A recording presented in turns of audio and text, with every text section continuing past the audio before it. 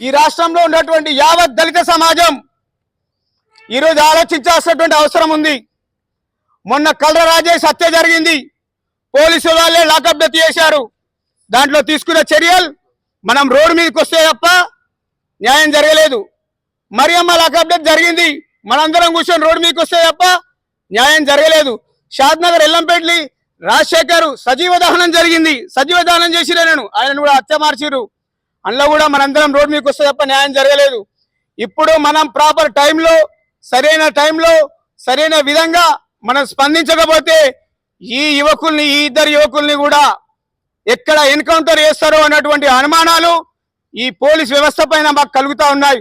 ఈ అనుమానాలను నివృత్తి చేసే బాధ్యత ఈ రాష్ట్ర ప్రభుత్వం, ఈ రాష్ట్ర ముఖ్యమంత్రి గారు తీసుకోవాల్సినటువంటి అవసరం ఉంది.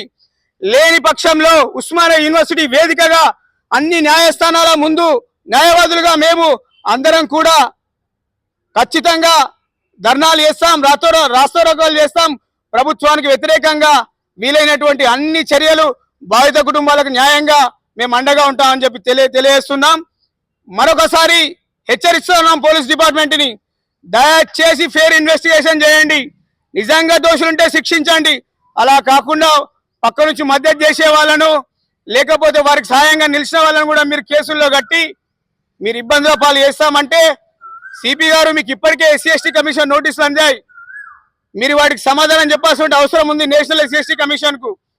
అట్లా కాకుండా మీరు సమస్య చేస్తే మాత్రం తగిన చర్యలు అడ్వకేట్ సమాజం నుంచి, ఈ దళిత సమాజం నుంచి ఎదుర్కోవాల్సి ఉంటుంది. జై భీమ్, జై తెలంగాణ, జై భారత్.